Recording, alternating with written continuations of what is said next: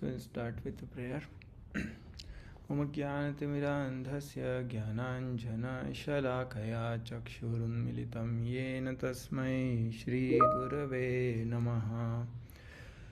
नमो ॐ विष्णुपादाय कृष्णप्रेष्ठाय भूतले श्रीमते भक्तिवेदान्तस्वामिनिति नामिने। नमस्ते सारस्वते देवे गौरवाणी प्रचारिणे निर्विशेषशून्यवादी पाश्चात्यदेशतारिणे।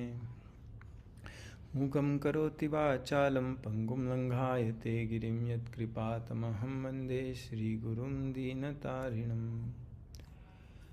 सो हम लोग भगवद गीता सेकंड चैप्टर की बात कर रहे हैं। फर्स्ट चैप्टर में अर्जुन ने सिर्फ प्रश्न बताए, अपने डाउट्स बताए कि क्यों मैं फ़ाइट नहीं करना चाहता। और फिर सेकंड चैप्टर शुरुआत होती है तो भगवान सबसे पहले तो संजय बोलते हैं कि अब सीन सेट हो चुका है, कृष्ण बोलना चालू कर रहे हैं।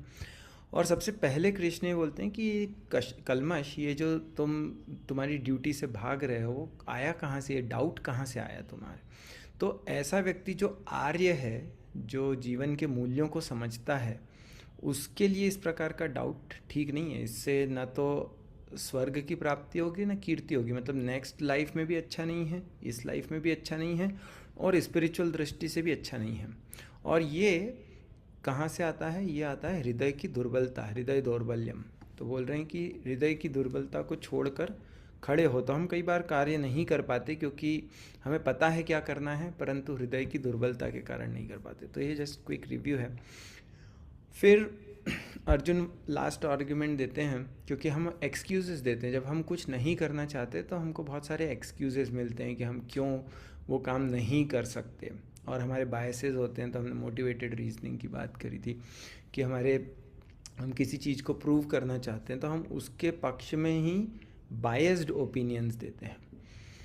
तो अर्जुन बोलते हैं कि मैं कैसे, ये जो भीष्म द्रोण मेरे पूजनीय व्यक्ति हैं, और यहाँ पे अरिसूदन कृष्ण को बोल रहे हैं कि आप अरिसूदन हैं, आपने तो शत्रुओं को मारा है, और आप मुझे बोल रहे हैं कि मैं अपने गुरु, अपने पितामह को मारूं। ऐसा कैसे हो सकता है? जो मैं तो भले भीख मांग लूँगा, परंतु मैं इनको मार नहीं सकता। भले ही वो सांसारिक लाभ के इच्छुक है, भले ही अधर्म का साथ दे रहे हैं, परंतु हैं गुरुजन, तो इसलिए उनका रिस्पेक्ट करना चाहिए। और हम कुछ भी अगर उसके बाद एंजॉय करेंगे इनको मारने के बाद, तो वो रक्त से सना होगा। तो हमने ये भी डिस्कस किया था, तो डिटेल में आप सुन सकते हैं, प्रीवियस सेशन यूट्यूब पे अवेलेबल है। कि हम कुछ भी अगर यूज़ करते हैं तो हमको पता होना चाहिए कि वो हम सही तरीके से हमने अर्न किया हुआ हो, चीट करके, या हम इस तरीके से नहीं यूज़ करना चाहिए। और फिर बोलते हैं कि मुझे ये भी नहीं पता कि क्या सही है, हो सकता है कि कौरवों का जीत जाना ठीक हो। पर मैं अब अर्जुन फाइनली सरेंडर करते हैं। तो पहले वो बोल रहे थे कि नहीं, मैं तो स्ट्रॉन्ग हार्टेड हूँ, और एक्सक्यूजेस दे रहे थे, पर अब बोल रहे हैं कि मैं अपनी कृपण दुर्बलता के कारण अपना कर्तव्य भूल गया हूँ। मतलब मुझे हृदय दौर्बल्यम जो हम बोल रहे थे, तो अब मुझे नहीं पता कि मेरे लिए क्या बेटर है। अब आप बताइए, मैं आपका शिष्य हूँ और आप मुझे उपदेश दीजिए।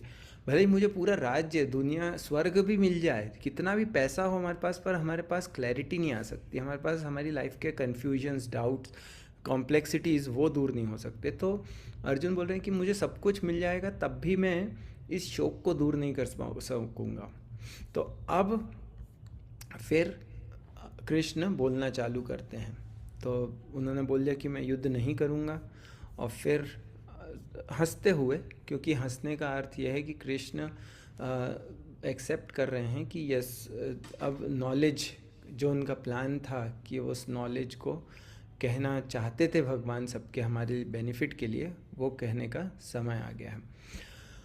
और फिर भगवान बोल रहे हैं कि तुम बातें तो बड़ी बड़ी करते हो अर्जुन, पर तुम हो एक्चुअली मूर्ख, क्योंकि तुम्हें ये नहीं पता कि क्या चीज़ शोक करने योग्य है और क्या चीज़ शोक करने योग्य नहीं है। जो टेम्प्ररी है उसके लिए तुम शोक कर रहे हो, जो शोक करने योग्य नहीं। तो हमको वैल्यू समझना बहुत इम्पॉर्टेंट है। तो हमने इस चीज़ की बात की थी कि हम किसी भी चीज़ को जब उसकी वैल्यू समझते हैं कि वो कितनी इम्पोर्टेंट है, उस हिसाब से हम अपने लाइफ के डिसीजंस बनाते हैं। तो अर्जुन को बोल रहे हैं कृष्ण कि तुम वैल्यू ही नहीं समझते हो कि क्या इम्पोर्टेंट है और क्या इम्पोर्टेंट नहीं है। हमारी टाइम और एनर्जी कहाँ जा रही है, वो वहाँ जानी चाहिए जो चीज़ इम्पोर्टेंट हो, जो चीज़ वैल्यूएबल हो। तो हम आज देखेंगे कि इसके आगे नेक्स्ट भगवान बहुत फंडामेंटल टॉपिक्स अब बताएंगे कि किस चीज़ की वैल्यू है और किस चीज़ की वैल्यू नहीं है, क्योंकि यही कन्फ्यूजन है कि तुम्हें यही नहीं पता कि क्या वैल्यूएबल है और क्या नहीं है। सो 12th वर्स यहाँ से हम आज शुरू कर रहे हैं। तो सबसे पहले भगवान बोल रहे हैं कि आइडेंटिटी की बात कर रहे हैं कि हमारी आइडेंटिटी क्या है, इसको समझना बहुत ज़रूरी है। हम कई बार हमारी आइडेंटिटी को ही नहीं समझते कि हम हैं कौन, और अगर हमारी आइडेंटिटी नहीं क्लियर है तो फिर हमारे बिलीव्स, हमारे खुद के जो बिहेवियर्स हैं वो भी उसी प्रकार से गड़बड़ होंगे।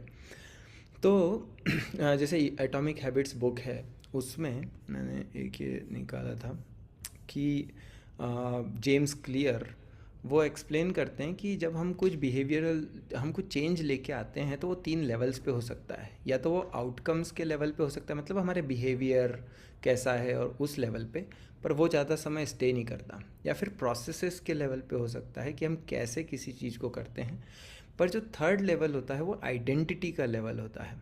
और जब आइडेंटिटी का लेवल पे कोई चीज़ बदली जाती है, जो डीपेस्ट लेयर है, तो उस स्तर पे अगर हमारे बिलीव्स को हम बदलें तो वो स्टे करते हैं, क्योंकि आइडेंटिटी का मतलब है कि हमारे क्या बिलीव्स हैं, हमारे वर्ल्ड व्यू क्या है, सेल्फ की इमेज क्या है, हम दूसरों के प्रति क्या जजमेंट्स बना रहे हैं, हमारे एजम्पशंस क्या हैं, हमारे बायसेस क्या हैं। ये सारी चीज़ें हमारी आइडेंटिटी से कनेक्टेड हैं। सो अगर हमारी आइडेंटिटी सही है तो हम लाइफ में सही निर्णय बना पाएंगे, लाइफ में सही तरीके से जी पाएंगे। और हम व्यवहार जो करते हैं, हमारा बिहेवियर, वो भी हमारी आइडेंटिटी के अनुसार होता है कि हम अपने आप को कैसे आइडेंटिफाई करते हैं। सो जैसे कि हम कई बार बोलते हैं कि पर्सनैलिटी डेवलपमेंट करना है हमको, हमारी पर्सनैलिटी। तो पर्सनैलिटी है क्या, जब हम किस पर्सन की पर्सनैलिटी है ये भी समझना ज़रूरी है, क्योंकि अगर हमें यही नहीं पता कि पर्सन कौन है तो हम पर्सनैलिटी भी डेवलप नहीं कर पाएंगे। तो इसलिए ये जो पहचान है, आइडेंटिटी, उसको समझना बहुत ज़रूरी है। और अदरवाइज़ आइडेंटिटी अगर क्लियर नहीं है तो जो भी हम कुछ चेंज भी लाएंगे तो वो टेम्प्रेरी होगा। जैसे मोटिवेशनल स्पीकर्स कई बार कुछ बोलते हैं तो हमको बहुत अच्छा लगता है, फिर थोड़े टाइम चलता है, फिर नीचे आ जाता है, क्योंकि आइडेंटिटी चेंज नहीं हुई, सिर्फ मोटिवेशन थोड़े समय रहा। पर यहाँ पे स्ट्रक्चर की बात करते हैं मोटिवेशनल स्पीकर्स की, एक स्ट्रक्चर होना चाहिए लाइफ में। या जो मेरा फेवरेट उदाहरण है मछली का, कि एक मछली, अगर हमें नहीं पता कि मछली की आइडेंटिटी क्या है, उसको क्या पसंद है या वो कैसे क्या चाहिए उसको, तो हम अपने हिसाब से उसको बहुत अच्छा वो दे सकते हैं वातावरण। हमने बोला कि उसको एसी में रखा, उसको एकदम परफेक्ट टेम्परेचर दिया, उसको बहुत अच्छे से सजाया, उसके बॉडी में उसको सोना चांदी, अभी रेट काफ़ी बढ़ गए हैं, सिल्वर गोल्ड सब, उसको डायमंड से सजाया, उसको अच्छा अच्छा खाने को दिया बेस्ट, और उसके बैंक में अच्छा बैलेंस डाल दिया, उसको एक लैंड दे दिया खूब अच्छा बड़ा सा, भले ही घर अच्छा बना दिया, सब कुछ कर दिया उसको, या कार में घुमा रहे हैं कहीं पे भी, बट मछली खुश नहीं होगी। क्यों? क्योंकि मछली की जो आइडेंटिटी है वो पानी में ही खुश रह सकती है। तो इसी प्रकार की हम अपने आप को खुश रखना चाहते हैं, अगर हमें हमारी आइडेंटिटी नहीं पता तो हम अपने आप को प्रसन्न नहीं रख पाएंगे। और यहाँ पे तो भगवान शुरू करते हैं, जो वर्स है, भगवान बोलते हैं कि क्योंकि पहले उन्होंने बोला कि तुम्हें पता नहीं कि किस चीज़ के लिए शोक कर रहे हो, जो शोक न करने योग्य हैं उसके लिए शोक कर रहे हो। और अब बता रहे हैं कि वास्तविकता है क्या, कि हम हैं कौन। तो बोल रहे हैं पहले तो सोल को एस्टेब्लिश कर रहे हैं कि हमारी रियलिटी का है, हम हैं कौन, पर्सनैलिटी या हमारी आइडेंटिटी। भगवान बोल रहे हैं ऐसा कभी भी नहीं हुआ कि मैं नहीं रहा हूँ पास्ट में, या तुम नहीं रहे हो, या ये राजा ना रहे हों। और ऐसा भविष्य में भी कभी ऐसा नहीं होगा कि हम नहीं रहेंगे, मतलब हम हमेशा रहेंगे अलग अलग। ये बहुत इम्पोर्टेंट कॉन्सेप्ट है, क्योंकि कई बार हम इग्नोस के बारे में बात करते हैं बाद में, पर मतलब मैं हमेशा ये राजा लोग भी एग्जिस्ट करते थे, पास्ट में भी, प्रेजेंट में भी और फ्यूचर में भी। तुम भी एग्जिस्ट करते थे पास्ट में भी, प्रेजेंट में भी और फ्यूचर में भी, हमेशा एग्जिस्ट करोगे। और मैं भी, मैं, भगवान बहुत क्लियरली बोल रहे हैं एज अ पर्सन, मैं बोल रहे हैं न त्वेव अहम, अहम मतलब मैं। तो हम पास्ट में भी मैं पास्ट में भी एग्जिस्ट करता था, आज भी एग्जिस्ट करता हूँ और फ्यूचर में भी एग्जिस्ट करूँगा। कई बार तो ये एक मिसकंसेप्शन या भ्रांति है जिसको भगवान दूर कर रहे हैं, कि हम कई बार लोग ऐसा बोलते हैं कि कि जब मुक्ति होती है तो मुक्ति का अर्थ होता है कि आत्मा परमात्मा में विलीन हो जाती है। परंतु यहाँ पे ऐसे लोगों को भगवत गीता का अध्ययन करना चाहिए, क्योंकि भगवान इस स्टेटमेंट के द्वारा उस मिसकंसेप्शन को ध्वस्त कर रहे हैं कि आत्मा की पहचान शाश्वत है। आत्मा हमेशा शाश्वत रहती है, पास्ट में भी थी, आगे भी रहेगी हमेशा। कभी ऐसा नहीं होगा कि आत्मा ख़त्म हो जाएगी, मिल जाएगी, जैसे ऐसा लग सकता है, क्योंकि कई बार हम उसको मिस इंटरप्रेट कर सकते हैं। जैसे कि अगर एरोप्लेन को जब हम देखते हैं, एरोप्लेन हमारे सामने उड़ रहा है, तो हमको जब पास में होता है तो बहुत क्लियर दिखता है, और फिर जैसे जैसे दूर जाता जाता है तो एरोप्लेन ऐसा लगता है कि आकाश में मिल गया, आकाश में विलीन हो गया। पर हमें पता है कि एक्चुअली एरोप्लेन आकाश में विलीन नहीं हुआ, उसकी आइडेंटिटी एग्जिस्ट करती है, पर हमें दिख नहीं रहा है। ये शास्त्र दूसरा उदाहरण देते हैं कि तोता है, ग्रीन कलर का होता है, वो उड़ रहा है और वो जाके एक पेड़ में बैठ गया। तो अगर दूर से देखेंगे तो ऐसा लगेगा कि ये तोता तो पेड़ में मिल गया, क्योंकि हमको दिखेगा ही नहीं वो, हम उसको ढूंढ ही नहीं पाएंगे। पर ऐसा नहीं कि तोता विलीन हो गया, पेड़ में मिल गया है तो अब वो तोते की आइडेंटिटी ख़त्म हो गई। सिर्फ कोई कम बुद्धि वाला व्यक्ति, उसको ऐसा लगेगा कि ये तो विलीन हो गया, पर एक्चुअली ऐसा नहीं है। हमारी आइडेंटिटी इटर्नल है। और इसी कंसेप्ट को भगवान पूरे भगवत गीता 30th वर्ष तक आज हम कोशिश करेंगे कवर करें, बार बार इस चीज़ को क्लेरिफाई कर रहे हैं। और यहाँ जो पहचान, कोई लोग बोल सकते हैं कि ये जो आइडेंटिटी की बात कर रहे हैं कि पहले भी थी आगे भी रहेगी, ये शरीर के लेवल पे है। परंतु एक्चुअली या कन्वेंशनल भगवान यूज़ कर रहे हैं वर्ड्स, पर एक्चुअली पॉसिबल नहीं है, क्योंकि इसके जस्ट पहले भगवान ने बोला है कि ये जो बॉडी के लेवल पे जो तुम बातें कर रहे हो वो तो मूर्खता पूर्ण बातें हैं। तो भगवान पहले ही श्लोक में कुछ बोलने के बाद अपने आप को वो नहीं कर सकते। तो मतलब यहाँ जो आइडेंटिटी की बात हो रही है, स्पिरिचुअल आइडेंटिटी है। और पर डिफरेंस है कि मतलब भगवान बोल रहे हैं कि जीव, तुम भी इटर्नल हो, मैं भी इटर्नल हूँ। तो श्लोक आता है, नित्यो नित्यानाम चेतनश्चेतनानाम एको बहुनाम यो विदधाति कामान। तो कई सारे नित्य हैं, उसमें से एक नित्य स्पेशल है। मतलब बहुत सारे कॉन्शियस बीइंग्स हैं, इटर्नल लिविंग एंटिटीज़, उसमें से एक वो हैं कृष्ण, जो स्पेशल हैं, जो बाकी सबको मेंटेन करते हैं। तो भले ही वो बद्ध और मुक्त अवस्थाओं में सभी के पालक कौन है? भगवान हैं। और कई बार अगर लोग बोलते हैं कि नहीं कृष्ण और अर्जुन एक ही व्यक्ति हैं, तो आगे उस चीज़ का और खंडन होगा। परंतु फिर अगर ऐसा है तो भगवत गीता की ज़रूरत ही क्या है, क्योंकि दो लोग हैं ही नहीं। तो ऐसा कैसे हो सकता है कि एक व्यक्ति बोल रहा है और एक सुन रहा है, क्योंकि दो हैं ही नहीं।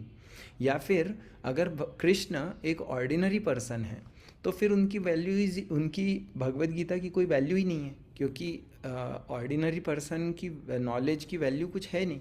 तो भगवान स्पेशल हैं, इटर्नल हैं। और फिर अर्जुन का तर्क हो सकता है कि अब आत्मा तो शाश्वत है, आप बोल रहे हैं, इस 12th वर्स इसीलिए बहुत इंपॉर्टेंट है, पर लेकिन शरीर से संबंधित है।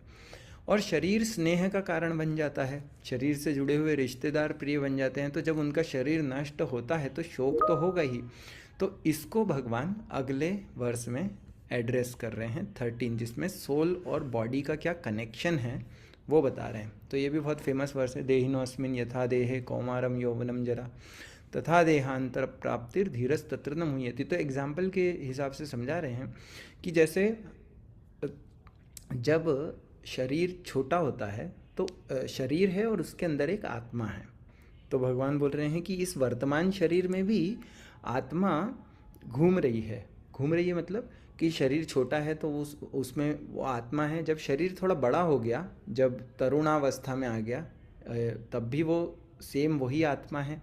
और जब वो बूढ़ा हो गया तब भी वही आत्मा है। क्योंकि जैसे हमारा अगर हम बचपन का फोटोग्राफ देखें तो हम क्या बोलते हैं, मैं बोलूँगा कि ये नंदन है, ये मैं हूँ, पर बॉडी तो पूरी चेंज हो गई।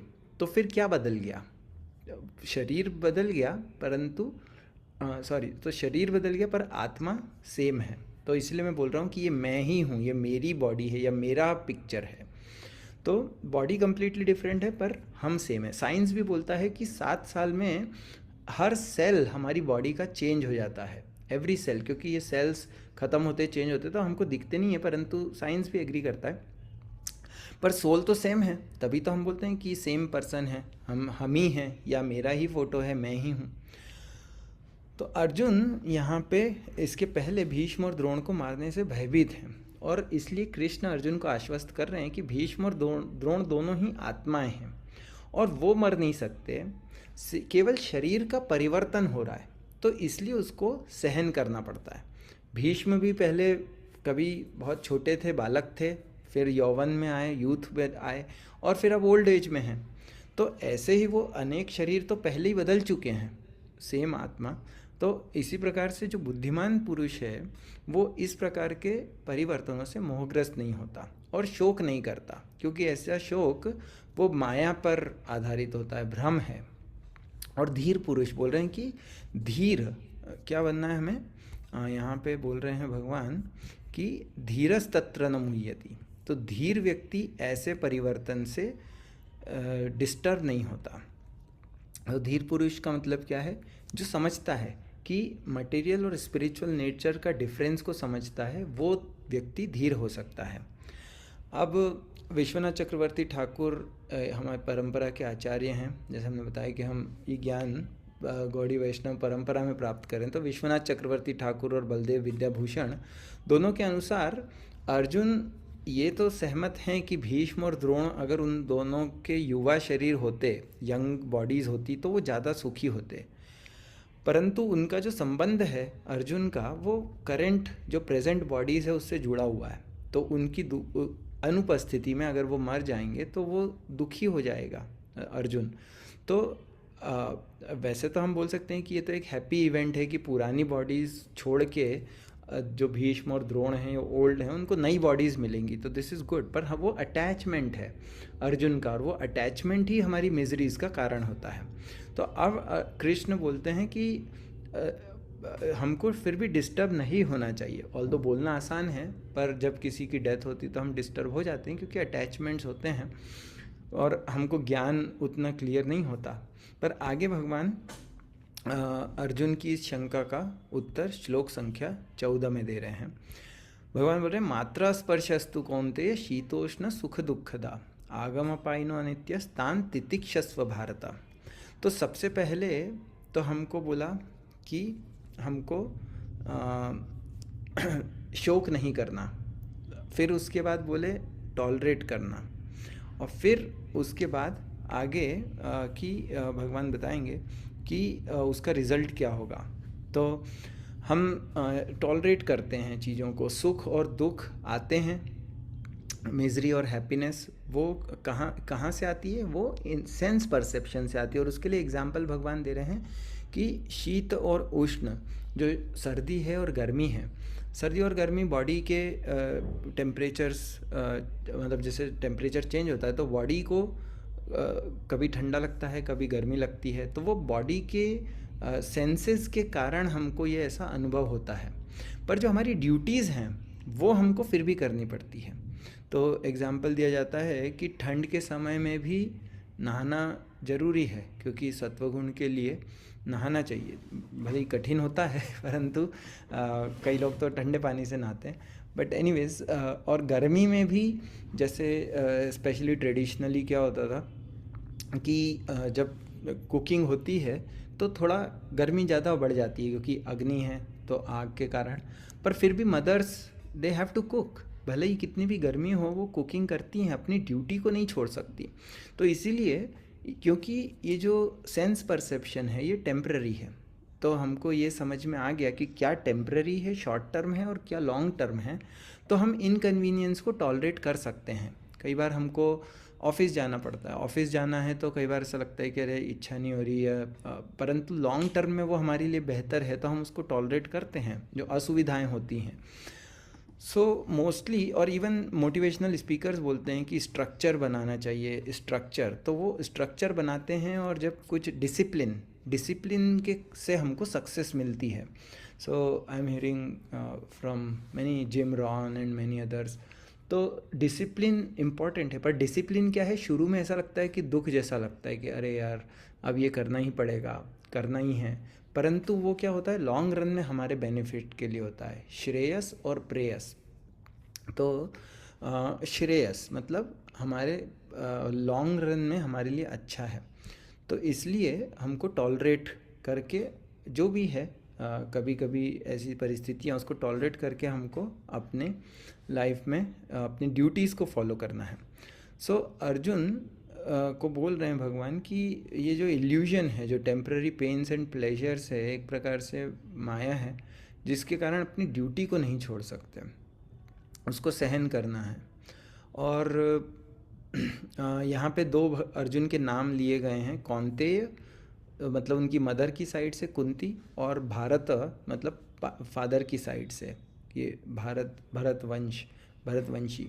तो वो बोल रहे हैं कि तुम दोनों साइड से इतने, तुम्हारा ग्रेट लीनिएज है, तुम इतनी इस परंपरा में आ रहे हो, तो तुमको इतना हेरिटेज मिला है, तो उस विरासत के साथ उत्तरदायित्व भी आता है, और वो रिस्पॉन्सिबिलिटी क्या है कि तुमको फाइट करना है, तुम्हारी ड्यूटी है, तो तुम उससे बच नहीं सकते। और फिर उसके बाद 15th वर्ष में आगे भगवान बोलते हैं कि जो पुरुष सुख तथा दुख में विचलित नहीं होता और इन दोनों में संभाव कर रहता है, वह निश्चित रूप से मुक्ति के योग्य है। सो यहाँ पे ये इम्पोर्टेंट है, ऑल्दो बोलना आसान होता है, करना कठिन होता है, परंतु ये हमारा गोल है। पहले 3 स्टेजेस बताई। सबसे पहले कि क्या नहीं करना है, कि डिस्टर्ब नहीं होना है, विचलित नहीं होना है। फिर भगवान बोल रहे हैं क्या करना है, क्या करना है, टॉलरेट करना है, सहन करना। और फिर उसका रिजल्ट क्या होगा कि मुक्ति प्राप्त कर सकता है व्यक्ति, अगर इस लेवल पे आ गया कि कुछ भी हो रहा है बाहर, परंतु उसे पता है कि मैं इटर्नल हूँ, मैं सोल हूँ, मेरी आइडेंटिटी क्या है, और तो वो डिस्टर्ब नहीं होगा। तो ऐसा व्यक्ति जो एडवांस स्टेजेस होती हैं स्पिरिचुअल रियलाइजेशन में, वो अपने डिटर्मिनेशन में स्थिर रहता है, भले ही सिचुएशन कुछ भी हो, भले ही डिस्ट्रेस हो, हैप्पीनेस हो, ये सब आता जाता रहेगा, पर उसको टॉलरेट कर सकता है। तो ऐसा व्यक्ति लिबरेशन या मुक्ति प्राप्त के योग्य होता है। और फिर अर्जुन को तो इस प्रकार से अपनी जो ड्यूटीज़ हैं उसका पालन करने में हमें ज्ञान हेल्प करता है, ज्ञान हमको प्राप्त होता है, और ज्ञान से ही मुक्ति मिलती है। तो ये ज्ञान, ये नॉलेज इम्पॉर्टेंट है, जो आइडेंटिटी का नॉलेज कि हम हैं कौन, मैं शरीर नहीं हूँ, शरीर टेम्पररी हो, और मैं सोल हूँ जो इटर्नल है। और इसी चीज़ को आगे क्लियर कर रहे हैं भगवान, पूरे 16 से 30 तक ऑलमोस्ट भगवान इसी चीज़ को अलग अलग तरीके से एग्जाम्पल्स के द्वारा बता रहे हैं। तो अगर हम ये फंडामेंटल्स हैं, बहुत बेसिक, भगवान अर्जुन के जो क्वेश्चंस थे उसके आंसर दे रहे हैं एक एक करके, पर सबसे पहले वो आइडेंटिटी को एस्टेब्लिश करें, क्योंकि वो फंडामेंटल है, बुनियादी है, वो आधार है हर चीज़ का।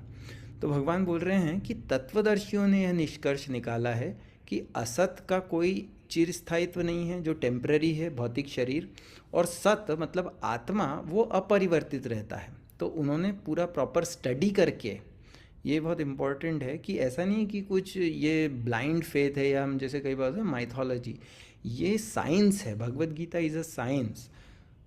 तो प्रकृति के अध्ययन द्वारा यह निष्कर्ष निकाला, तत्वदर्शी भी, तत्व और तत्व को जो समझते हैं, जो तत्व को देख सकते हैं, साइंटिस्ट जो हैं आजकल के, वो अच्छा काम कर रहे हैं, नो डाउट, बहुत सारी चीज़ें जो हमारे लिए बहुत यूज़फुल हैं, but they don't understand the reality. वो सिर्फ मटेरियल एनर्जी को समझ सकते हैं, स्पिरिचुअल एनर्जी, वो उनका एजम्पशन है कि स्पिरिचुअल एनर्जी है ही नहीं है, क्योंकि वो उनके पास इंस्ट्रूमेंट्स ही नहीं है जो स्पिरिचुअल एनर्जी को समझ सकें। पर आगे हम समझेंगे कि हर चीज़ को हम देख नहीं सकते, पर उसकी एग्जिस्टेंस को हम समझते हैं उसके सिम्टम से। तो यहाँ पे भी कृष्ण अर्जुन को डांट रहे हैं एक प्रकार से, क्योंकि वो बोल रहे हैं कि तत्वदर्शी तो समझता है शरीर और सोल के बीच में अंतर को, पर तुम, ऐसा नहीं लग रहा है कि तुम समझ रहे हो। तुम बातें तो बड़ी बड़ी कर रहे हो, क्योंकि कई बार हम बातें करते हैं विद्वत्तापूर्ण, परंतु जो वास्तव में जैसी चीज़ें हैं वैसा समझ नहीं पा रहे हो। तो यहाँ पे कृष्ण दो सिद्धांत बता रहे हैं। ना असतो विद्यते भावः, कि जो असत है शरीर वो टेम्पररी है, और ना भावो विद्यते सतः, जो इटर्नल है सोल वो कभी खत्म नहीं होता।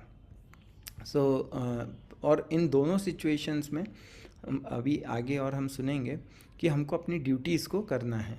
पहला, भौतिक शरीर और सभी मटेरियल सभी सिचुएशंस में वो टेम्पररी है, कुछ भी हो जाए किसी भी सिचुएशन में बॉडी टेम्पररी ही रहेगी, कभी भी उसको इटर्नल नहीं बनाया जा सकता। आगे इस चीज़ को फिर रिपीट करेंगे, क्योंकि कितना भी साइंटिस्ट कोशिश कर लें, वो प्रयास कर भी रहे हैं कि भाई हम अमर बन जाएं।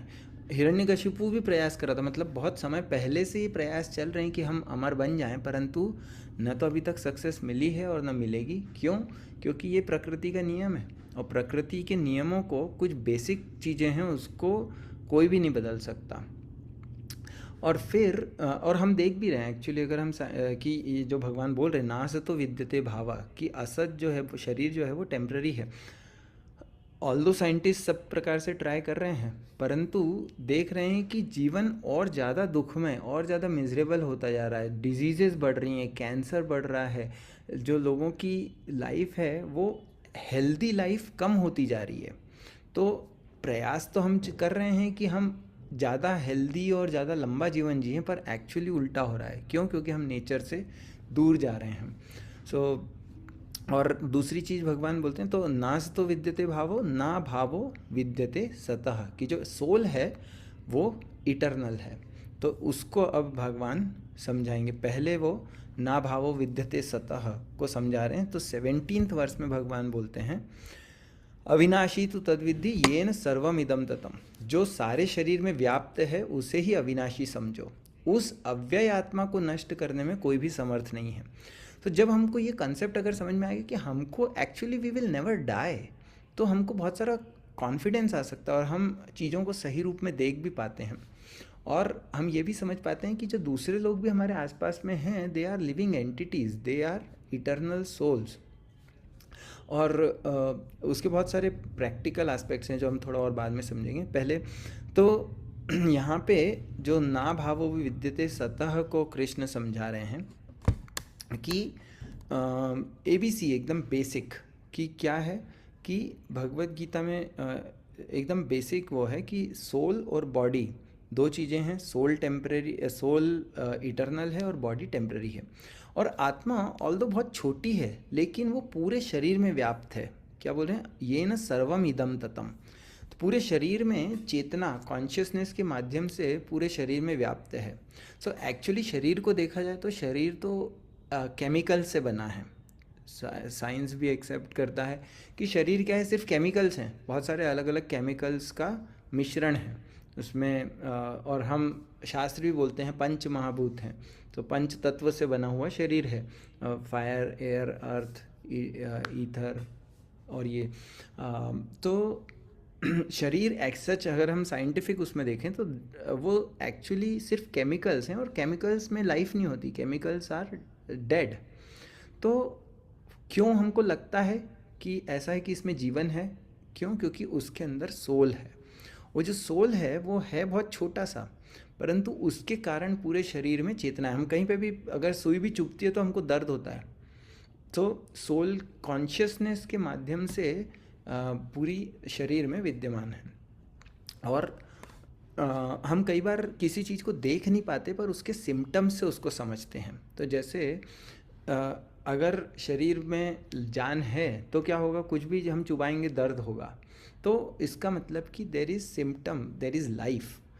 हम सोल को देख नहीं पा रहे हैं। तो साइंस भी, जैसे इलेक्ट्रॉन्स हैं, तो इलेक्ट्रॉन को आज तक किसी ने नहीं देखा, पर जो एक्सपेरिमेंट किया था कैथोड रे ट्यूब और वो सब, उससे जो लाइट निकली, जब वो जो इलेक्ट्रॉन हिट करता है तो उससे उनको लगा कि हाँ ये इलेक्ट्रॉन एग्जिस्ट करता है। तो कई बार साइंस बोलते हैं कि नहीं, अगर भगवान है तो हमको दिखाओ, आत्मा है तो हम देख क्यों नहीं सकते, तो हम बिलीव नहीं करेंगे।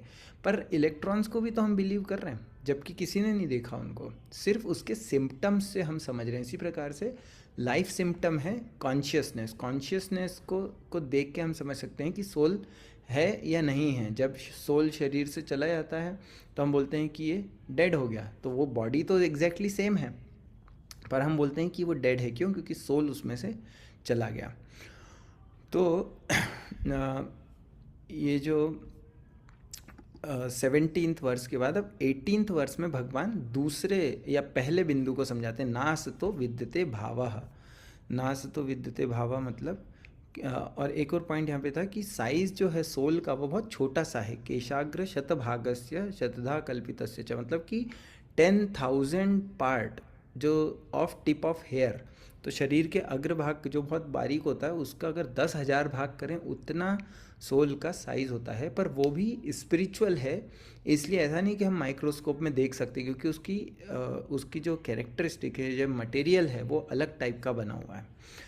सो material and spiritual there are two different things, और उसी का डिफरेंस यहाँ पे भगवान बता रहे हैं। तो 18 श्लोक में बोलते हैं कि जो शरीर है, अब पहले सोल को समझाया, अब शरीर को समझा रहे हैं, क्योंकि सोल ज़्यादा इंपॉर्टेंट है इसलिए पहले उसको समझाया, अब शरीर को समझा रहे हैं क्योंकि ये इम्पॉर्टेंट है पर कम इम्पॉर्टेंट है, टेम्पररी है। तो बोलते हैं अविनाशी अप्रमेय तथा शाश्वत जीव के भौतिक शरीर का अंत अवश्यम भावी है। अंतवंत इमे देहा, कि ये देह जो है वो तो ख़त्म हो ही जाएगी, इसलिए है भरतवंशी युद्ध करो। तो अब भगवान क्या बोल रहे हैं कि अर्जुन का जो तर्क था कि युद्ध में जो भाग ले रहे हैं मेरे परिवारजन, उनको वो बचा लेंगे, वो ऐसा सोच रहे थे, पर वो एक्चुअली नहीं बचा सकते।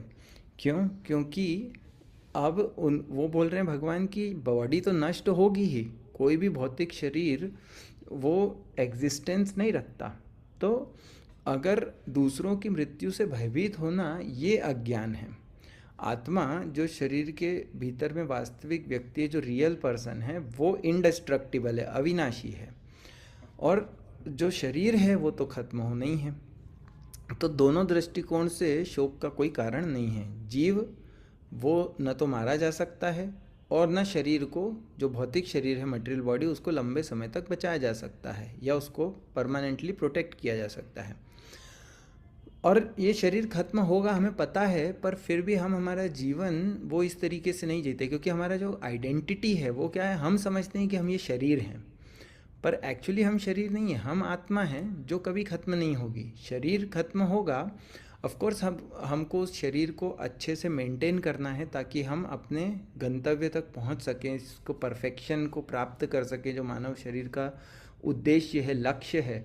ऑल्दो हमको वो लक्ष्य नहीं पता, इसीलिए हम इधर उधर भटक रहे हैं, पर इसीलिए भगवत गीता पढ़ रहे हैं ताकि हमको ये तो समझ में आए कि हमारा पर्पस क्या है लाइफ का। तो परंतु फिर भी क्योंकि हम अपने आप को बॉडी से आइडेंटिफाई करते हैं, तो हम सही डिसीजंस नहीं बना पाते या रियल वैल्यू नहीं समझ पाते। शरीर खत्म होना ही है, भगवान यहाँ पे बता रहे हैं, और फिर भी हम किस प्रकार से जीते हैं कि नहीं नहीं हमारा शरीर कभी खत्म नहीं होगा। तो जब युधिष्ठिर महाराज से यक्ष ने प्रश्न पूछा कि सबसे बड़ा आश्चर्य क्या है, तो भगवान ने बोला कि युधिष्ठिर महाराज ने बोला, एहनी एहनी भूतानि गच्छन्ति यमालयम शेषा स्थावरा इच्छन्ति किम आश्चर्य मतः परम, कि रोज देख रहे हैं कि असंख्य प्राणी मृत्यु को प्राप्त हो रहे हैं, फिर भी जो जीवित हैं वो स्वयं को अमर समझते हैं, और यही सबसे बड़ा आश्चर्य है। परंतु जैसे ही सोल इस बॉडी से बाहर निकलता है, हम देखते हैं बॉडी खत्म होने लगती है, डिकम्पोज होने लगती है, ठंडी पड़ जाती है, सड़ने लगती है, लोग तुरंत उसको बोलते हैं कि इसको ख़त्म, हटाओ यहाँ से, जलाएं। तो सोल के कारण ही बॉडी अलाइव है, उसी के कारण चल रही है। तो body itself is less important, not unimportant, क्योंकि वो एक जैसे आगे बोलते हैं कि यंत्रारूढ़ानि माया, वो यंत्र के समान है। तो 19th वर्ष में आगे भगवान फिर आगे समझा रहे हैं कि जो इस जीवात्मा को मारने वाला समझता है तथा जो इसे मरा हुआ समझता है, वे दोनों ही अज्ञानी हैं, क्योंकि आत्मा न तो मरता है और न मारा जाता है। तो क्योंकि अर्जुन ये सोच रहे थे कि मैं इनको मार रहा हूँ, और दूसरा कि मैं इनको मार रहा हूँ मतलब कि ये मर जाएंगे जो मेरे सामने हैं, भीष्म और द्रोण, स्पेशली भीष्म द्रोण प्रमुखतः।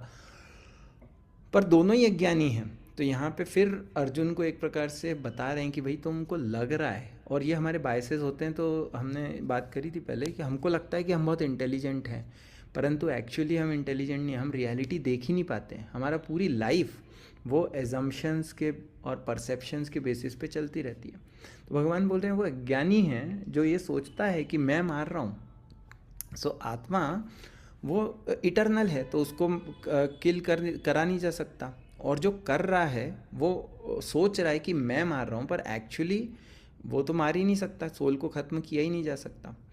और पर इसका ये मतलब नहीं है कि हम किसी को भी मारें और फिर बोलें कि नहीं मैं तो न तो सोल को मारा जा सकता है। तो हम हत्या मतलब जो किलिंग है या मर्डर है उसको एनकरेज नहीं किया जा रहा है यहाँ पे। एक्चुअली शास्त्र बोल रहे हैं, शास्त्र बोलते हैं माँ हिंस्यात सर्वभूतानि, कि कभी भी किसी के प्रति हिंसा नहीं करनी चाहिए। पर इम्पॉर्टेंट पॉइंट यहाँ पे क्या है कि अर्जुन को सोच रहा है कि मैं मार रहा हूँ, पर वो वास्तविकता में वो रिस्पॉन्सिबल नहीं है। और ये जो जैसे यहाँ पे हम सुन रहे हैं कि हमको किसी के प्रति हिंसा नहीं करनी चाहिए, तो यहाँ पे मैं अभी क्योंकि नॉन वायलेंट कम्युनिकेशन पढ़ रहा हूँ, नॉन वायलेंट कम्युनिकेशन का यहाँ पे प्रभुपाद कोट कर रहे हैं वैदिक इंजंक्शन से कि कभी किसी के प्रति हिंसा नहीं करनी चाहिए, क्योंकि वचनों के द्वारा भी हिंसा होती है। जब हम कुछ बोलते हैं, और कई बार बोलते हैं कि शरीर के घाव भर जाते हैं, पर वचनों के घाव जो होते हैं, जो वो वाणी के घाव, वो नहीं भरते, उनको भरना बहुत कठिन है। तो हमको कम्युनिकेशन में और अभी हमको नॉन वायलेंट होना चाहिए। तो और उसका एक प्रिंसिपल है नॉन वायलेंट कम्युनिकेशन में कि we are responsible for our own feelings, no one else. और दूसरे लोग, मेरे दुख मेरी भावनाओं, उसके कारण वो दूसरे लोग उनका कारण नहीं है। मान ले मुझे कुछ गुस्सा आ रहा है, किसी ने कुछ बोल दिया तो मुझे गुस्सा आ रहा है, तो ऐसा नहीं कि उसने बोला इसलिए मुझे गुस्सा आ रहा है। हमारा मेंटल स्टेट क्या है उस पर डिपेंड करेगा कि जो उसने बोला सामने वाले ने, हम उसको कैसे प्रोसेस करते हैं। अगर हम उसको सही तरीके से प्रोसेस नहीं कर पा रहे हैं, हम इग्नोरेंस में हैं, तो हमें कुछ अलग अलग प्रकार की फीलिंग्स होंगी, जो नेगेटिव फीलिंग्स होंगी, और हम फिर सोचते हैं कि नहीं, सामने वाले को ब्लेम करते हैं कि तुम जिम्मेदार, तुम्हारे कारण ऐसा हो रहा है, तुम्हारे कारण। पर we have to take responsibilities of our own feelings, we are responsible. तो ये एक इम्पॉर्टेंट पॉइंट है। हम अगर वापस आएँ तो न तो हम किसी को मार सकते हैं, और न ही हमारे मतलब न ही किसी को मारा जा सकता है। तो वो न तो कोई किसी को मार सकता है और न मारा जा सकता है। तो इसके बारे में और थोड़ा सा विस्तार में अगले श्लोक में बता रहे हैं 20वें वर्ष में भगवान। न जायते मृते वा कदाचिन्नायं भूत्वा भविता वा न भूय अजो नित्यः शाश्वतोऽयं पुराणो न हन्यते हन्यमाने शरीरे। तो भगवान बोल रहे हैं आत्मा के लिए किसी भी काल में न तो जन्म है न मृत्यु, वह न तो कभी जन्मा है न जन्म लेता है और न जन्म लेगा। वह अजन्मा, नित्य, शाश्वत तथा पुरातन है। शरीर के मारे जाने पर वह मारा नहीं जाता। तो कई बार जब किसी की डेथ हो जाती है तो कहा जाता है कि आप भगवत गीता पढ़िए, स्पेशली भगवत गीता का 2nd चैप्टर पढ़िए, क्योंकि भगवत गीता में 2nd चैप्टर में मोस्ट फंडामेंटल चीज़ें हैं, आइडेंटिटी के बारे में बताई गई हैं, जो हमें समझना ज़रूरी है कि हम हैं कौन। तो बोल रहे हैं कि सोल इटरनल है, शाश्वत है, और आत्मा न तो कभी जन्म लेती है और न कभी मरती है।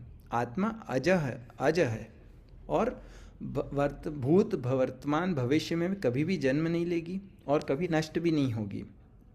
तो इस प्रकार से अर्जुन का जो भय है कि मैं अपने गुरु को मार दूंगा, मैं भीष्म पिता को मार दूंगा, तो ये जो भय है उसको पूरी तरीके से यहाँ पे खंडित कर रहे हैं भगवान। और जो अर्जुन लॉजिक दे रहे थे कि मैं युद्ध क्यों नहीं करना चाहता, तो उसको एक एक करके भगवान डिसमेंटल कर रहे हैं। और परंतु ये प्रॉब्लम है कि हम जो शाश्वत का कंसेप्ट है कि इटरनल मतलब जो कभी भी कितना भी पास्ट में जाएं तो वो एग्जिस्ट करती है, मतलब कभी भी जन्म ही नहीं होता किसी चीज़ का, तो हम उस कॉन्सेप्ट को हमारे मटेरियल माइंड से नहीं समझ सकते। क्योंकि हमारा मटेरियल माइंड हमेशा उसने मटेरियल है तो वो ये सोचता है कि हाँ चीज़ों का जन्म होता है, ख़त्म होती है, चीज़ें जन्म होती ख़त्म होती है, पर एक्चुअली ऐसा नहीं है। बस ये है कि सोल इटर्नल है और सोल को हम देख नहीं पाते। तो जिस प्रकार से जैसे कभी कभी सूर्य होता है और क्लाउड बादल उसको ढक लेते हैं तो हम देख नहीं पाते कि सूर्य दिखता नहीं है, पर हमको लाइट से समझ में आता है। तो उसी प्रकार से इग्नोरेंस जो है वो सोल को कवर कर लेती है, ऑल्दो वो इटर्नल है। और जो टेम्पररी मैटर है उसमें 6 प्रकार के ट्रांसफॉर्मेशन होते हैं, सोल में नहीं होते। तो टेम्पररी जो मैटर है उसमें क्या ट्रांसफॉर्मेशंस होते हैं, मतलब वो चेंज होता है, विकार होते हैं कि वो जन्म लेता है, मैटर ग्रोथ होती है, उसमें थोड़े टाइम स्टे करता है, फिर कुछ बाय प्रोडक्ट्स निकलते हैं, फिर डिक्लाइन होता है और डिस्ट्रक्शन हो जाता है। तो इसी प्रकार से शरीर जो है वो जन्म लेता है, शरीर का जन्म होता है, आत्मा का नहीं। शरीर का जन्म होता है, ग्रो करता है, फिर उसके बाद वो वैसा थोड़े समय स्टे करता है, फिर उसमें से कुछ बाय प्रोडक्ट्स निकलते हैं, फिर बूढ़ा हो जाता है, डिक्लाइन dwindle होने लगता है और फिर ख़त्म हो जाता है। हमारी भी बॉडी ख़त्म हो जाएगी, परंतु सोल में इस प्रकार के ट्रांसफॉर्मेशन नहीं होते। इसीलिए कोई अगर बूढ़ा व्यक्ति भी होगा तो उसको हमेशा ऐसा लगता है कि मैं मतलब क्योंकि वो लाइफ फोर्स जो है वो सेम है, तो वो सेम उसको ऐसे लगेगा कि मैं यूथ में हूँ या चाइल्ड जैसा। तो ये जो बॉडी के चेंजेस हैं सोल को अफेक्ट नहीं करते। आगे 21st वर्स में भगवान बोल रहे हैं कि जो व्यक्ति ये जानता है कि आत्मा अविनाशी, अजन्मा, शाश्वत तथा अव्यय है, वह भला किसी को कैसे मार सकता है या मरवा सकता है। तो ऑल्दो हर चीज़ की यूटिलिटी होती है। जो व्यक्ति पूर्ण ज्ञान में स्थित होता है वो जानता है कि किस वस्तु को कहाँ और कैसे उसका उपयोग करना है। तो इसी प्रकार से हिंसा की भी अपनी उपयोगिता है। हिंसा का सही प्रयोग कहाँ पे होना चाहिए ये ज्ञानी व्यक्ति ही उस पे निर्भर करता है कि नॉलेज जिसके पास है वो समझ सकता है कि कहाँ पे हमारी को वायलेंस करना है, कहाँ पे नहीं करना है। क्योंकि कभी कभी कुछ जगह पे हर जगह पे नॉन वायलेंस से काम नहीं होता। तो कहाँ पे यूज़ करना है, कहाँ पे नहीं करना है। या जैसे हम कई बार बाउंड्रीज़ की बात करते हैं, हम हर चीज़ के लिए यस बोलेंगे तो हमारी लाइफ में हम संतुष्ट नहीं रहेंगे। तो हमको ये पता होना चाहिए कि कहाँ पे अपनी बाउंड्रीज़ को ड्रॉ करना है और कहाँ पे हमको नहीं करना है। So this is also an important point. Sorry मैंने चैट में देखा नहीं कुछ मैसेज। Okay, old message. सो अर्जुन ये सोच सकता है कि आत्मा तो शाश्वत है, तो मैं किसी को मार तो सकता नहीं हूँ, और फिर पर मैं युद्ध अगर करूँगा तो भीष्म और द्रोण की बॉडीज़ चेंज होंगी, तो इसलिए मैं बेटर है कि युद्ध नहीं करूं। तो एटलीस्ट जो उनको शरीर परिवर्तन करने का जो चेंज, बॉडीज़ चेंज करने का जो कष्ट है, पेन है, उससे मैं बचा लूँगा। तो इस लॉजिक की त्रुटि, जो इस लॉजिक की जो फॉल्ट है, त्रुटि है, वो अगले श्लोक में अर्जुन को भगवान क्लियर करते हैं, समझाते हैं। बहुत स्वीट सा श्लोक है। भगवान बोलते हैं वासांसि जीर्णानि यथा विहाय नवानि गृह्णाति नरोपराणि तथा शरीराणि विहाय जीर्णानि अन्यानि संयाति नवानि देहि। जिस प्रकार मनुष्य पुराने वस्त्रों को त्याग कर नए वस्त्र धारण करता है, उसी प्रकार आत्मा पुराने तथा व्यर्थ के शरीरों को त्याग कर नवीन भौतिक शरीर धारण करता है। भगवान बहुत सुंदर उपमाओं के द्वारा, एनालॉजीज़ के द्वारा कठिन कॉन्सेप्ट्स को समझा रहे हैं। तो जैसे हम पुराने और फटे हुए कपड़े बदलते हैं तो हम ऐसा नहीं कि शोक करते हैं कि अरे पुराना कपड़ा है अब उसको फेंकना पड़ेगा क्योंकि पुराना हो गया, तो हम बल्कि खुश होते हैं नए कपड़े आए। तो इसी प्रकार अर्जुन को यहाँ पे उपदेश दे रहे हैं कि जो वृद्ध हैं, पितामह, आचार्य, उनका शरीर तो वैसे भी चेंज होगा ही। तो अगर उनका शरीर चेंज होने वाला ही है कभी ना कभी, और तुम सोच रहे हो कि अभी तुम उनको नहीं मारोगे तो भी उनका शरीर तो बदलेगा ही, तो उसके लिए शोक करने की ज़रूरत नहीं है। और ये धर्म युद्ध है, इसमें ऐसा नहीं कि तुम इसलिए फाइट कर रहे हो क्योंकि तुमको कुछ चाहिए, क्योंकि ये भगवान का आदेश है। तो इसलिए शरीरों के विनाश को स्वीकार करना चाहिए, क्योंकि इससे क्या होगा, शारीरिक कर्मों से उत्पन्न जो प्रतिक्रियाएं हैं उससे वो शुद्ध हो जाएंगे, उनको अगला शरीर मिलेगा जो अच्छा होगा। मतलब एक प्रकार से पुरानी बॉडीज़ को छोड़ के वो नई बॉडीज़ ग्रहण करेंगे, भीष्म और द्रोण, तो it is good for them. और इसलिए शोक करने की ज़रूरत नहीं है। और ये वाला भी श्लोक काफ़ी फेमस है। पहले कई बार हमें पता नहीं होता, तो मैं क्या, संस्कृत मुझे पता नहीं थी, तो मैं सोचता था कि नैनम छिंदंती शस्त्राणी नैनम दहती पावका, तो ये थोड़ा कुछ आँखों से रिलेटेड है, क्योंकि नैनम लिखा और हमको समझता है नैनम मतलब आँख है, बट एक्चुअली ये दो वर्ड्स हैं, न एनम छिंदंती शस्त्राणी, मतलब कि इसे, मतलब सोल को, जिसके बारे में बात हो रही है, छिंदंती शस्त्राणी, उसको कोई भी शस्त्र उसमें छेद नहीं कर सकता, उसको खंड खंड तोड़ नहीं सकता है। न अग्नि उसको जला सकती है, किसको, सोल को। न एनम दहती पावका, न तो अग्नि उसको जला सकती है, न च एनम, सो ये चैनम, ये न तो इंग्लिश सोने की चेन है, ये है चैन मतलब न च एनम क्लेदयंत्यापो, न जल उसको भिगो सकता है, न वायु द्वारा इसको सुखाया जा सकता है। अगला श्लोक भी ले लेते हैं, सुंदर है। अच्छेद्योऽयम् अदायोऽयम् अक्लेद्यो अशोष्य एव च नित्यः सर्वगतः स्थाणुरचलोऽयं सनातना। यह आत्मा अखंडित तथा अघुलनशील है, इसे न तो जलाया जा सकता है न सुखाया जा सकता है, यह शाश्वत, सर्वव्यापी, अविकारी, स्थिर, सदैव एक सा रहने वाला है। तो ये सोल के कंसेप्ट को भगवान बहुत डिटेल में समझा रहे हैं। अर्जुन एक क्षत्रिय है, उसके पास हमने अगर महाभारत पढ़ी हो, उसने बहुत सारे अस्त्र शस्त्र, उसका भंडार है उसके पास, जो उन्होंने देवताओं से दिव्य अस्त्र प्राप्त किए।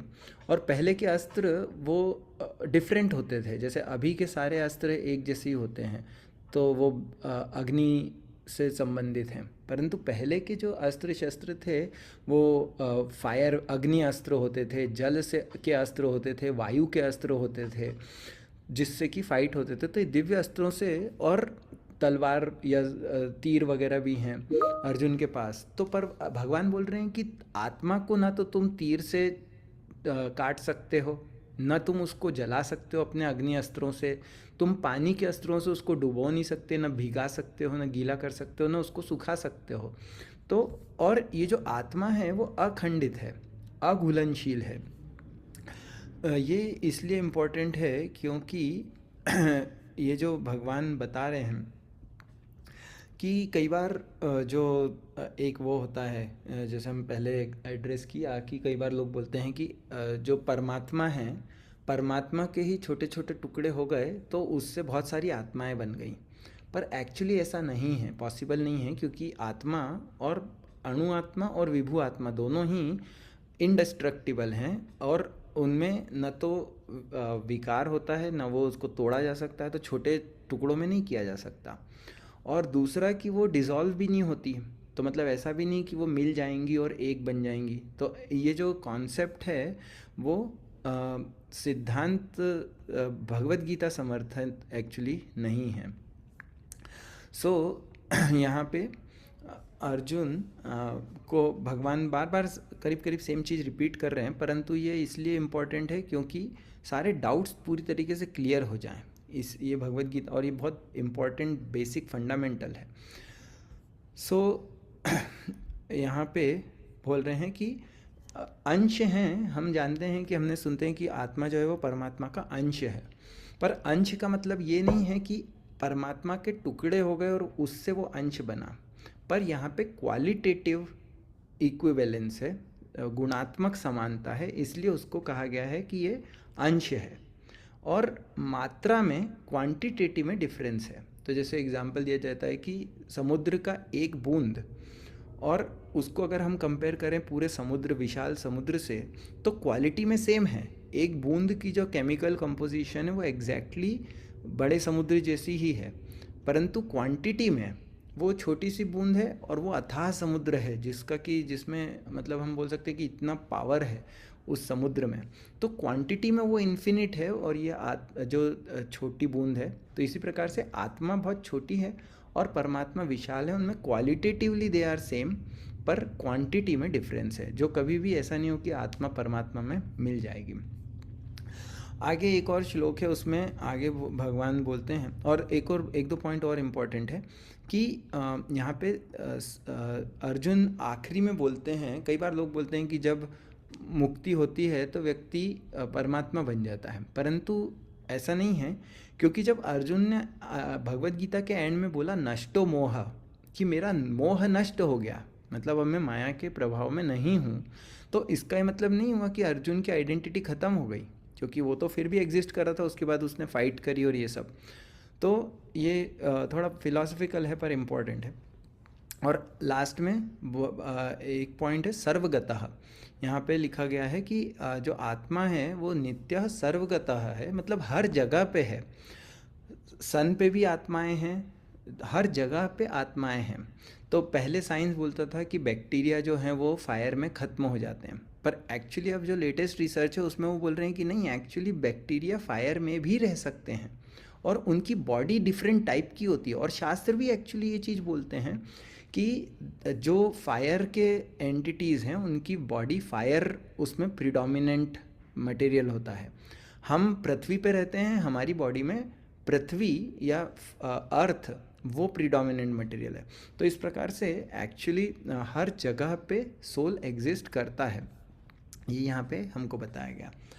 26th में एक स्टैंडर्ड नॉन स्टैंडर्ड आर्ग्यूमेंट है जो साइंस के जैसा है। साइंस बोलता है कि everything is just combination of, कोई एक परफेक्ट कॉम्बिनेशन होता है तो उसमें लाइफ सिम्टम्स होते हैं, पर सब कुछ एक्चुअली मैटर ही है। कि यदि तुम सोचते हो कि आत्मा सदा जन्म लेता है तथा सदा मरता है, तो भी है महाबाहु तुम्हारे शोक करने का कोई कारण नहीं। तो भगवान सारे बेसिस कवर कर रहे हैं कि भाई तुम अगर सोच रहे हो कि यह आत्मा है वो उसका वो जन्म लेगा या सदा ही जन्म लेता है या जीवन के लक्षण, तो भी तुम्हें शोक करने का कारण नहीं। अगर तुम मारोगे तो इट इज़ उसका जन्म तो होता ही रहेगा, समथिंग लाइक दैट। और हम थोड़ा सा इसको और क्विकली कवर कर लेते हैं। देयर आर 2-3 वर्सेस हैं, उसके बाद एक सेक्शन चेंज होता है। फिर भगवान बोलते हैं कि जिसने जन्म लिया है, सॉरी मैं आगे नहीं बढ़ाया इसको, 27th में बोलते हैं कि जिसने जन्म लिया उसकी मृत्यु निश्चित है और मृत्यु के पश्चात पुनर्जन्म भी निश्चित है, अतः अपने अपरिहार्य कर्तव्य पालन में तुम्हें शोक नहीं करना चाहिए। तो अगर अर्जुन ये सोच रहा है कि कौरवों की मृत्यु नहीं होगी, मैं अगर नहीं मारूंगा, तो ऐसा तो है नहीं, वो कभी ना कभी तो वो मरेंगे ही। और एनीवेज जो इटर्नल सोल है वो जब शरीर से निकलता है तो वो डेथ होती है, क्योंकि वैसे देखा जाए तो शरीर तो मरा हुआ ही है, वो तो सिर्फ जब तक आत्मा उसमें है तब तक वो लाइव दिखता है।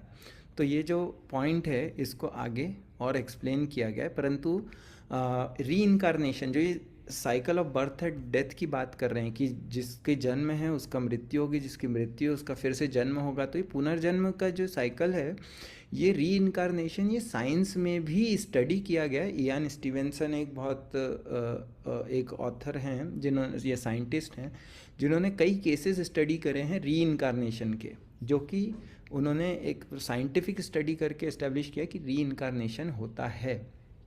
थिंग्स चेंज होती रहेंगी, परंतु आपको अपनी ड्यूटी से हेजिटेट नहीं करना है। 28वें श्लोक में भगवान बोल रहे हैं, सारे जीव प्रारंभ में अव्यक्त रहते हैं, मध्य अवस्था में व्यक्त होते हैं और विनष्ट होने पर पुनः अव्यक्त हो जाते हैं, अतः शोक करने की क्या आवश्यकता है। तो हम बॉडी वो एग्जिस्ट नहीं करती थी, फिर मतलब सोल कहीं और था, लेट से अनमैनिफेस्ट था, पर जब इस बॉडी में आया तो हमको वो अलाइव दिख रहा है और फिर वापस सोल कहीं और चला जाएगा तो अनमैनिफेस्ट हो जाएगा। तो शोक करने की कोई ज़रूरत नहीं है। परंतु इस ज्ञान को समझना बहुत आसान नहीं है। भगवान बोलते हैं कि कोई आत्मा को आश्चर्य से देखता है, कोई आश्चर्य की तरह बताता है, आश्चर्य की तरह सुनता है, और कोई इसके विषय में सुनकर भी नहीं समझ पाते। क्यों? क्योंकि अगर हम सही सोर्स से नहीं सुनते हैं तो हम नहीं समझ पाते। परंतु ये आत्मा और सोल और बॉडी का जो डिफरेंस है उसको क्लियर समझना बहुत इम्पॉर्टेंट है। जैसे एक्चुअली हम सोल को कभी हमने देखा ही नहीं, और हम जिस व्यक्ति को, जब कई बार हम किसी की डेथ हो जाती है तो हम बोलते हैं कि वो व्यक्ति चला गया, पर वो बॉडी तो वहीं की वहीं है।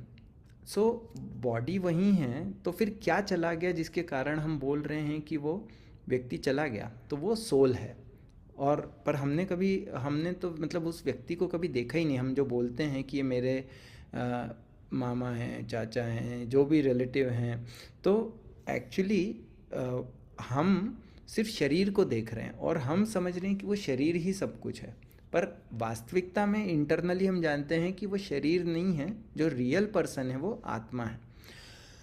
और जैसे हम कई बार बोलते हैं कि मेरा शरीर, मेरा हाथ, मेरा पैर, तो जैसे हम बोल रहे हैं मेरी शर्ट, तो मतलब कि ये शर्ट मुझे बिलोंग करती है, मेरी है।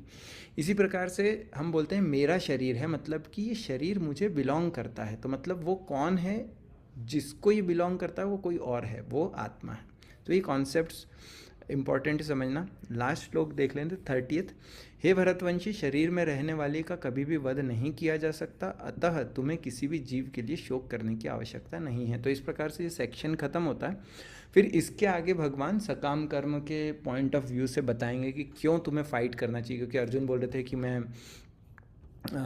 मुझे पाप लगेगा और ये सब, तो उसको एड्रेस करेंगे। तो यहाँ पे हम रुकते हैं। So it's just time, let's see कि कोई क्वेश्चंस या कोई कमेंट्स किसी के।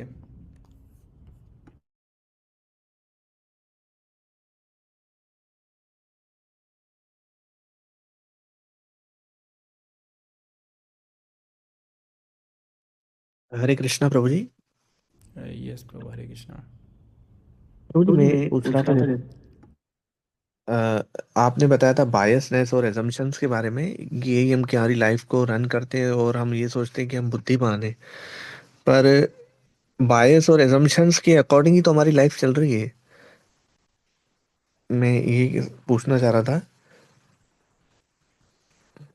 तो आपका क्वेश्चन है कि हम कैसे उनसे ऊपर उठ सकते हैं, क्योंकि अगर मतलब हमारी लाइफ तो उसी बेसिस पे चल रही है, राइट। हाँ, हाँ, उसी उसी उसी उसी बेसिस पे बेसिस पे हम अपने आप को बुद्धिमान मानते हैं कि मैं बहुत बुद्धिमान हूँ, वैसे आपने बताया जैसे। पर पर पर मैं ये पूछ रहा था कि जैसे बायस और एजम्पशंस ही हमको मतलब भगवान ही देते हैं ना, मतलब, और उससे ऊपर कैसे उठे, मतलब ये दोनों प्रश्न था। राइट। तो हम भगवान को नहीं बोल सकते कि भगवान ने हमको दिए, वो तो हम मटेरियल इंटेलिजेंस हमको ये सब देती है, बायसेस और एजम्पशंस। क्योंकि हमको अगर जब हम रियलिटी होती है तो हम बोलते हैं शास्त्र चक्षुषा, हम देखते कैसे हैं, शास्त्र की दृष्टि से देखते हैं, तो हमको क्लैरिटी रहती है कि क्या सही है क्या नहीं है, क्या टेम्पररी है क्या इटर्नल है, क्या वैल्यूएबल है क्या नहीं है। तो वो हमको सीखना ज़रूरी है, और वो रियलिटी हम शास्त्र से ही सीख पाएंगे। अदरवाइज जब हम मटेरियल माइंड से सीखते हैं, सोचते हैं, तो फिर हमको क्या होता है कि हम टेम्प्ररी चीज़ों को ही वैल्यूएबल समझ के और काम करते रहते हैं। सो ऐसा नहीं है कि आ, ये भगवान ने दिए हैं, पर हमको उस रियलिटी के संपर्क में आना है। और रियलिटी के संपर्क में कैसे आएंगे, जब हम श्रवणम करते हैं।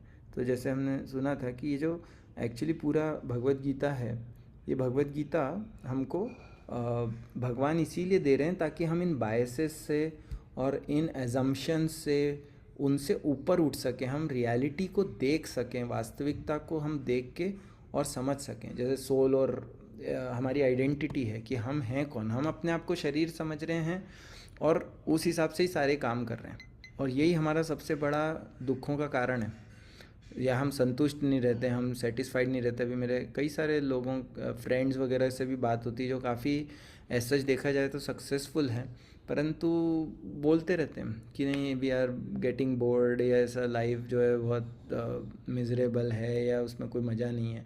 क्यों? क्योंकि मटेरियल लेवल पे हम सॉल्यूशंस नहीं ढूंढ सकते। सो I hope it answers. Yes Yes, Prabhu ji, Prabhuji, yes. yes, Prabhuji. Okay. Anything else?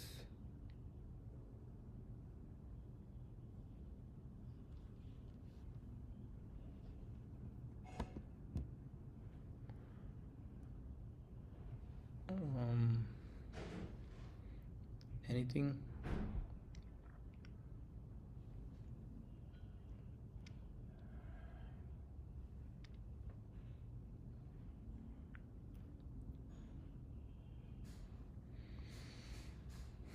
Okay.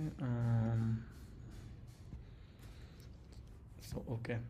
कुछ कमेंट्स हैं, thank you. I am just trying to share जो मैं सीखा है। सो इट्स बोलते हैं ना कि अगर हमको कुछ अच्छा मिलता है तो हम उसके प्रति कृतज्ञता का अनुभव करते हैं, और वो कृतज्ञता या हमको एक प्रकार से ऋण है, और उसको हम तभी चुका सकते हैं जब हम आगे उस चीज़ को ट्रांसफ़र करते हैं, हम आगे दूसरों को देते हैं। क्योंकि सो आई am just trying to serve by sharing what I have learn. पर ये बहुत पावरफुल है एक्चुअली, क्योंकि ये बहुत वैल्यूएबल लाइफ को बोल सकते हैं कि सही दिशा दिखाने वाली चीज़ें हैं कि हम हैं कौन। और ये हमको भगवत गीता, ये शास्त्र समझ में आ गए तो इतनी सारी क्लैरिटी आ जाती है, कई सारे हमारे डिसीजंस और ये सब हम सही तरीके से ले सकते हैं। और it's important to understand, and thank you all for paying attention and listening attentively, asking questions, क्योंकि जितना हम ध्यान से सुनेंगे उतना ही हम उसको एब्जॉर्ब कर पाएंगे, और जितना हम एब्जॉर्ब करेंगे और अप्लाई करेंगे उतना ही उसका हमको बेनिफिट मिलेगा। सो अगर और कोई क्वेश्चन हो या कुछ शेयरिंग हो तो we can hear, otherwise we can stop.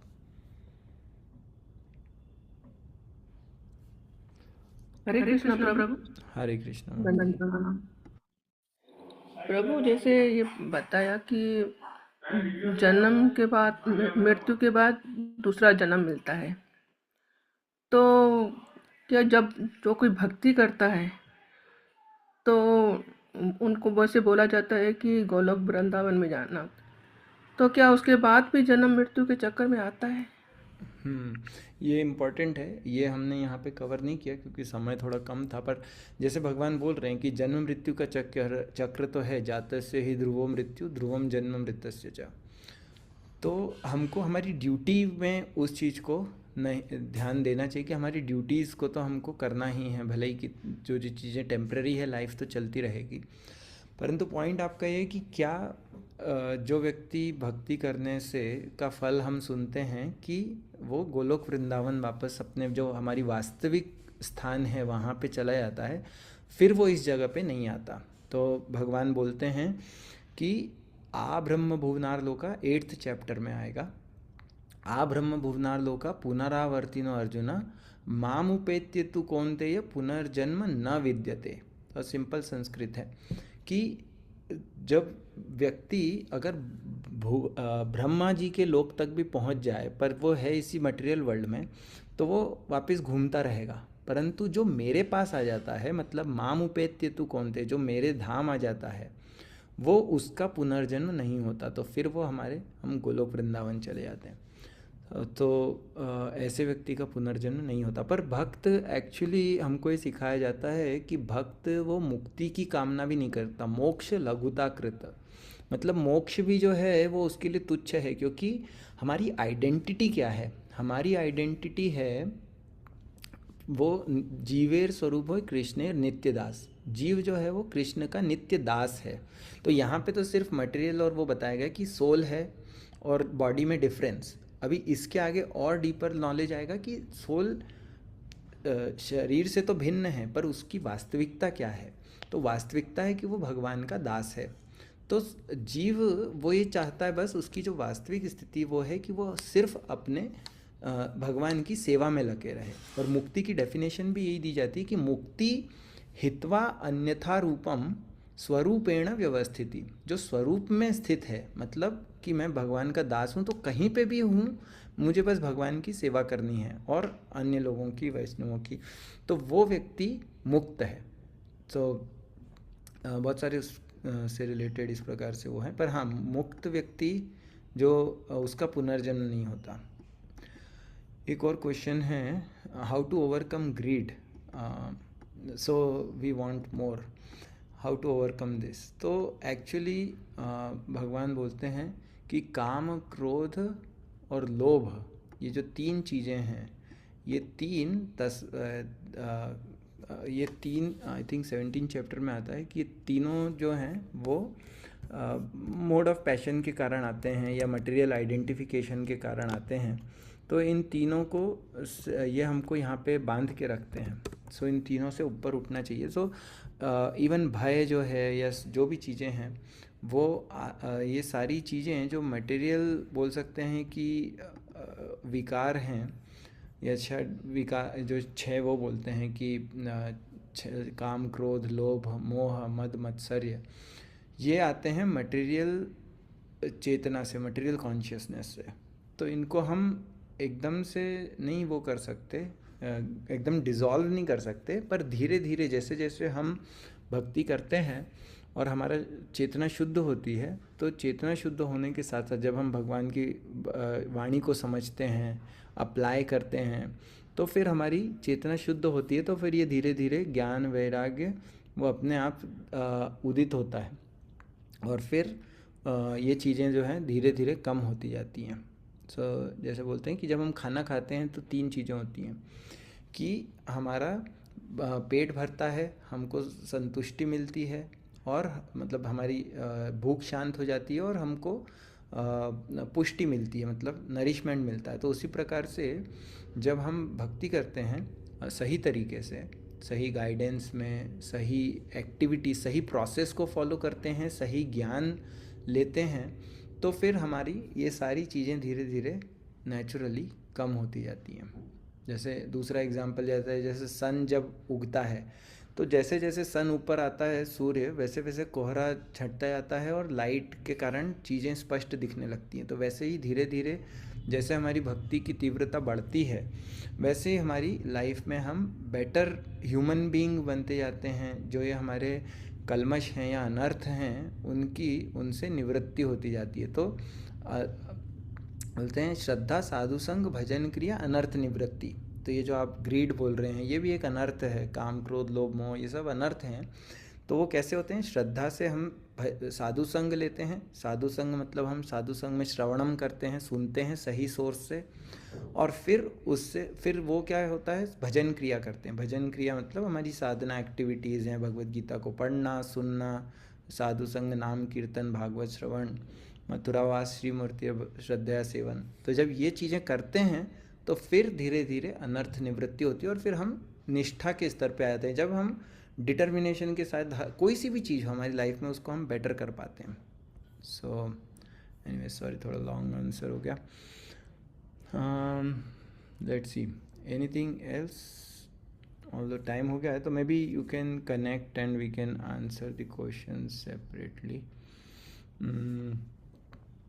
Avoiding unnecessary comparison with others, adopting simple living, and cultivating the habit of sharing daily prayers and helping others also reduce greed. Yeah, so मैंने specifically greed के लिए नहीं बोला, मैंने in general बताया। पर हाँ, ये पॉइंट्स अच्छे हैं कि जब हम दूसरों से कंपैरिजन करते हैं, या जब हम तब हमको ग्रीड ज़्यादा होती है कि मुझे और चाहिए क्योंकि दूसरों के पास ज़्यादा है। जब हमारे अंदर एनवी होती है, या हम अगर सरल जीवन नहीं जी रहे हैं, कॉम्प्लेक्स जीवन है, तो भी ग्रीड आती है। और जब हम दूसरों को देते हैं या ग्रेटिट्यूड जब डेवलप करते हैं, तब भी हमारी ग्रीड कम होती है। Daily prayers. Thank you. Okay, so we will stop here. We will connect more. If you have any questions or sharing, please share personally. And main चीज़ है अप्लीकेशन। तो ये सोचना है कि अगले हफ्ते तक कि मैं क्या अप्लाई करूँगा, और एक छोटी सी चीज़ को लेके अप्लाई करना है consistently. That is the way to get maximum benefit of these sessions. Thank you. Hare Krishna.